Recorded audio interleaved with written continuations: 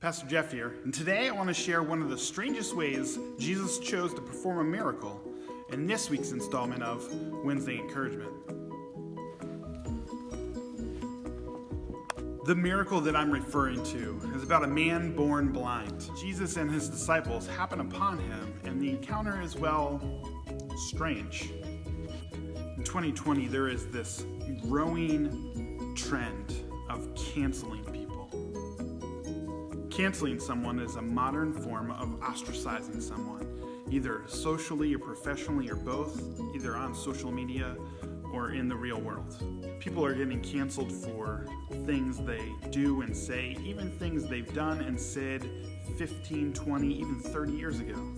And this reminds me of what happened to the blind man in John chapter 9. The disciples were asking Jesus all kinds of questions about the man, why he was born blind.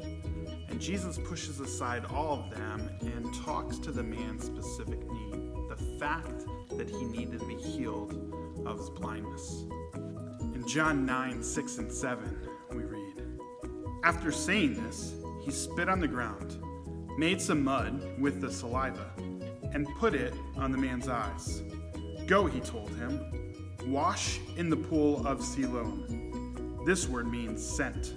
So the man went and washed and came home seeing. In this chapter, as we continue to read, we hear the rest of the story. The religious leaders of the time found out about this man and questioned him. At first, they don't believe him. They question him at every turn. He continues to tell him he was the man that was blind. They still don't believe him, so they call on his parents. They get frustrated with their answers, and so they turn back to the man, and they don't like the fact that he claims that Jesus healed him. They end up excommunicating him from fellowship.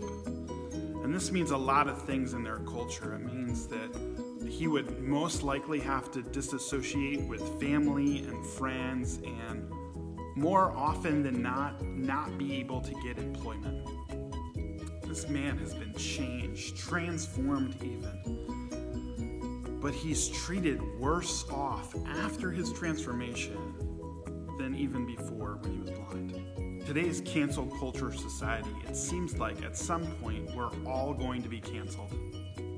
Now, don't get me wrong. There's things that have been said, there's actions that have been made that require people to be in a timeout, sometimes to even be jailed.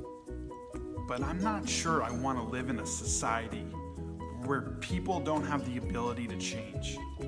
I am painfully aware of my flaws almost on a regular basis, but sometimes I see the flaws in others over myself. Before we all get canceled, how about we view the world through the eyes of Jesus and not see the problems or the stumbling blocks, but instead see people ripe for change. So let's wash the mud off our eyes and begin to see what Jesus sees. He's been gracious with me. He wants to be gracious with you, and he wants us to be gracious with others. Go in grace.